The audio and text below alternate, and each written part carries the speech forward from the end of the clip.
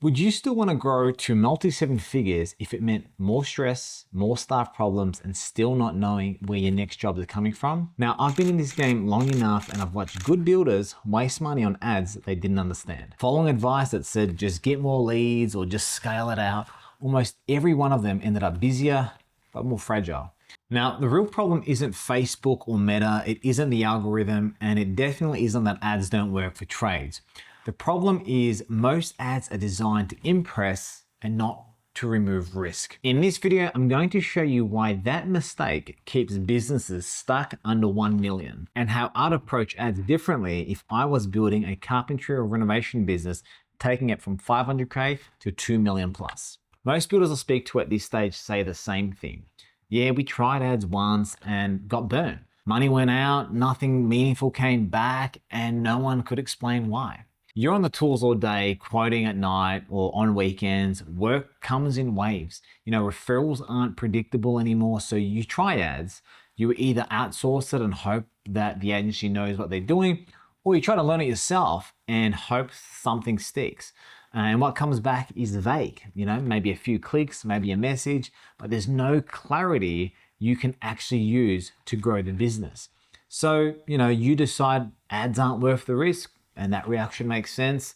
I was working closely with construction companies doing these high-end luxury brand films across Australia and the US, and kept hearing the exact same thing line up every time we'd finish a content shoot. What do I do with the video now? So I started running ads using these videos that I shot, and what stood out wasn't that the ads look bad. Most of them actually were super polished and cinematic, nice visuals, clean after shots, professional video edits, all that, but they were all built around the same assumption. And the assumption was this, that homeowners need to be impressed by your craftsmanship and you need to kind of flex your muscles in front of them.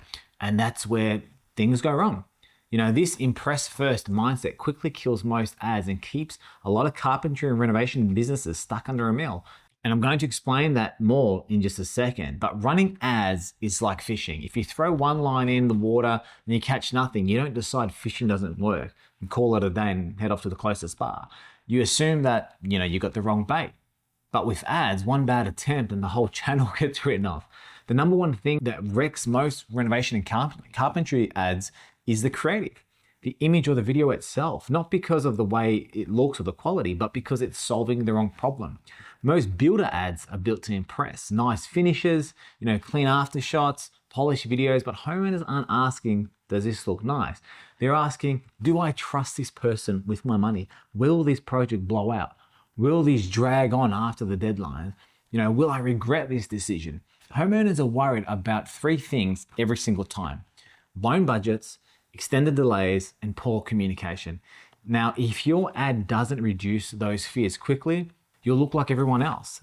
This matters more than most builders realize, because if your ads don't remove risk, demand stays inconsistent. And if demand stays inconsistent, you can't hire confidently. And if you can't hire confidently, everything runs through you. You're probably busy, but you're fragile. Let me show you what this looks like in practice, because once you understand this shift, you'll start seeing why some ads work and most don't. So here are two ads. Both are renovation businesses. One shows just the finished product, no context, no explanation, just visuals. The second ad does something different. It's just a quick talk to camera piece with an iPhone. It starts by calling out exactly who it's for. Local homeowners. That does two things immediately. If you're not local, you ignore it. If you are, it feels relevant straight away. Then it acknowledges the fear that's already in the homeowner's head. Stress, delays, budget blowouts. Nothing dramatic, nothing exaggerated. Just naming what they're already worried about. From there, it explains how things are handled differently. How pricing is locked in, how the job is managed end to end, how timelines and accountability are controlled. Instead of saying your local trusted builder or check out our latest job or project, it shows where the risk has been removed. And after that, the ad stacks reassurance. Clear inclusions, clear expectations, clear guarantees. Each one quietly answers a question the homeowner hasn't asked out loud yet. What happens if things go over budget? What happens if things run late? What happens after the job is finished? And finally, the ad makes the next step simple. Same quality of work as every other builder, but a completely different outcome. Because this ad isn't trying to impress. It's trying to make saying yes feel safe. This is the shift.